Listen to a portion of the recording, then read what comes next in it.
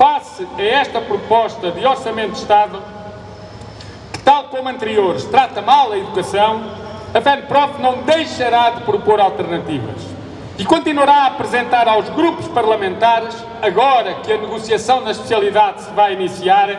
as suas posições e propostas, tendo já enviado documentos e começando no próximo dia 4 em reuniões com os grupos parlamentares. A esse propósito, não posso deixar de assinalar e agradecendo a presença solidária aqui de deputados do Grupo Parlamentar do Bloco de Esquerda e de deputados do PCP, também do Grupo Parlamentar do PCP, que, como eu estava a dizer, muito agradecemos este sinal de solidariedade, sabendo que são dois grupos parlamentares e dois partidos que têm estado do lado dos professores, ao lado dos professores, e que hoje quiseram, uma vez mais, dizer que assim continuarão.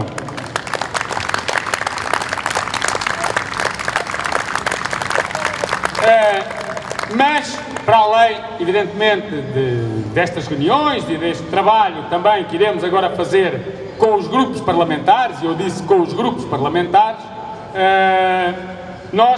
a FENPROF não vai deixar, evidentemente, também de lutar, seja agora, enquanto o debate decorrer, e estamos aqui hoje, seja depois, independentemente daquela que for a decisão que venha a resultar da votação final global. Aprovado este orçamento com melhorias ou sem elas. Reprovado, aconteça o que acontecer, uma coisa é certa. A FENPROF e os professores não vão ficar a aguardar o próximo orçamento no ano que vem para voltarem a protestar e a estar na rua, porque o protesto estará sempre presente nas escolas e na rua, enquanto os problemas, também eles, não forem resolvidos. Estamos certos que a aprovação na generalidade que ontem aconteceu se vai seguir uma dura negociação e que nesta negociação a escola pública e os seus profissionais não irão ficar de fora.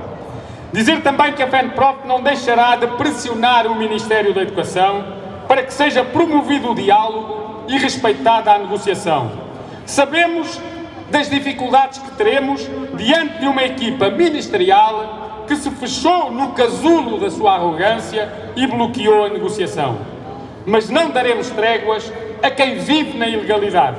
E por isso iniciámos esta semana, há 2 dias, na terça-feira, a greve ao sobretrabalho para combater os abusos e as ilegalidades nos horários de trabalho. Mas mais, está em vias de entrar em tribunal uma ação que visa obrigar o Governo a respeitar o direito das organizações sindicais a intervir e a ser informadas em matéria relativa à segurança e saúde no trabalho e, portanto, a divulgar não só a lista de escolas onde existem problemas de Covid, mas qual o número e, sobretudo, o que é que está a ser feito. Temos informações tão dispares, algumas tão irresponsáveis e outras tão corretas, que nós achamos que em Portugal e na educação, não é só na política, não é só no futebol, não é só na saúde, não é só na segurança social, é também na educação, é indispensável que haja um protocolo em que todos saibam como é que se age perante as situações. Mas mais, estamos também a ultimar uma iniciativa jurídica para obrigar o Ministério da Educação a respeitar os preceitos legais sobre negociação coletiva previstos na Lei Geral do Trabalho em funções públicas, dando seguimento aos processos negociais que a FENPROF iniciou no passado dia 8 de outubro sobre carreiras, horários,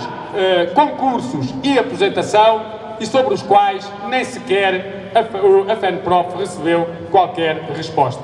E mantemos viva a expectativa de muito em breve começarmos a obter respostas favoráveis dos tribunais a ações que ali correm há mais de um ano, algumas há 1 ano, outras ano e meio, destinadas a resolver o problema das ultrapassagens na carreira. Outro problema de carreiras que tem de ser resolvido e, não sendo pela via da negociação como deveria acontecer, esperamos que o seja pela via jurídica. Mas a ação da FENPROF não se limita ao recurso aos tribunais. Faz-se de propostas e depois das que entregámos ao Ministério em 8 de outubro, iremos aprovar na próxima semana, em reunião do nosso Secretariado Nacional, uma proposta concreta que entregaremos ao Ministério e também aos grupos parlamentares para dar resposta imediata.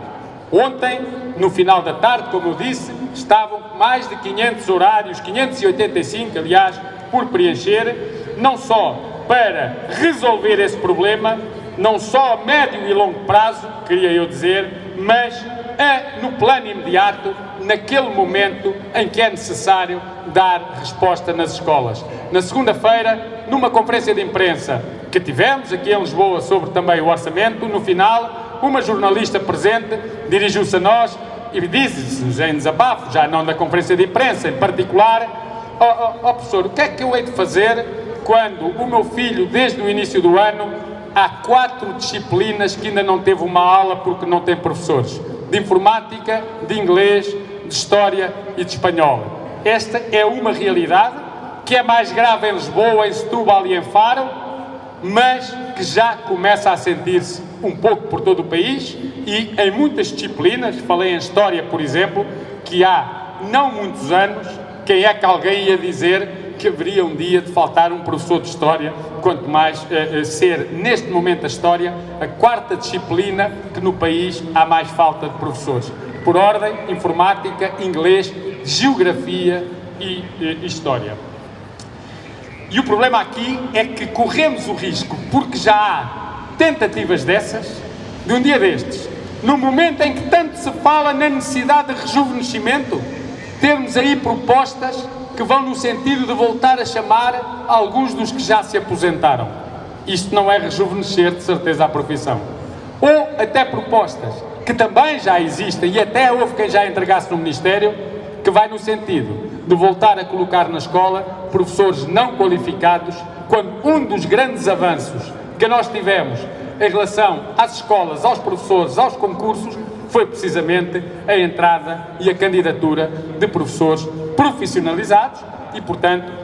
com situações aqui ou acolá que tinham que ser superadas residualmente e excepcionalmente, mas essa exceção começar a ser norma em algumas disciplinas, e isso não é um passo à frente, é um tremendo retrocesso.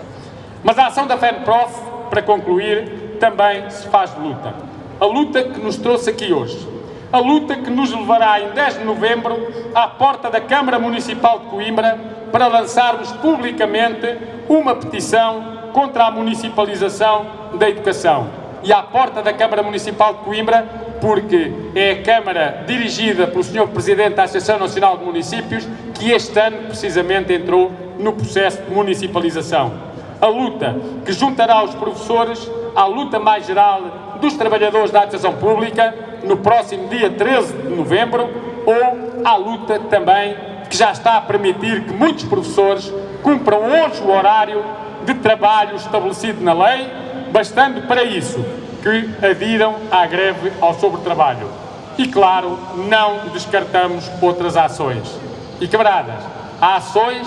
que, devido ao distanciamento, não podem ser como nós gostávamos que fosse, ou seja, que este espaço preenchido por faixas fosse preenchido por professores. Mas há lutas que não são necessariamente concentrações, nem manifestações, nem petições, em que todos podem fazer e não se põe em causa a questão do distanciamento. Até pelo contrário, se por uma luta os professores ficarem em casa um dia ou 2 ou os que forem, de certeza que não vão estar sujeitos à regra, ao desrespeito pela falta de distanciamento, precisamente porque nas escolas ele não consegue ser observado. E, camaradas, todos os motivos podem estar em cima da mesa para lutarmos, mas há um que hoje colocamos no peito e que se coloca acima de qualquer outro, que é o da negociação. Este Ministério da Educação, este Ministro, desde que tomou posse, reuniu uma vez com as organizações sindicais em 22 de janeiro e nunca me canso de dizer que foi para nos informar que ou estávamos de acordo com aquilo que ele queria e então tínhamos o caminho aberto, ou estávamos a querer continuar com a exigência do tempo de serviço, do combate à precariedade e da aposentação, e então estávamos a ir para becos sem saída. Pode ter a certeza, o Ministro da Educação não é aceitável e a FENPROF não aceitará que o bloqueio negocial que esta equipa ministerial e este governo impuseram aos professores e aos seus sindicatos se mantenham. E, portanto, o combate ao bloqueio negocial vai ser um dos que estará no topo das lutas, dos objetivos de luta dos professores. Porque nós podemos ter as melhores propostas do mundo, podemos ter as melhores ideias do mundo, podemos ter tudo isso, mas se não aceitam sequer discutir, dialogar e negociar, e às vezes até parece que só porque a FENPROF tem uma proposta, que por melhor que seja, só porque não vem do Sr. Ministro ou da sua equipa, mas dos sindicatos, já é para rejeitar, isto tem de acabar. Quem não sabe ter uma atitude democrática, quem não sabe lidar com a crítica, quem não sabe promover o diálogo social e quem não sabe negociar com aqueles com quem é obrigado a negociar, só tem um caminho a seguir, que é sair, quer ir embora, quer dar o lugar a quem saiba ser ministro, coisa que o atual ministro já provou não ser capaz.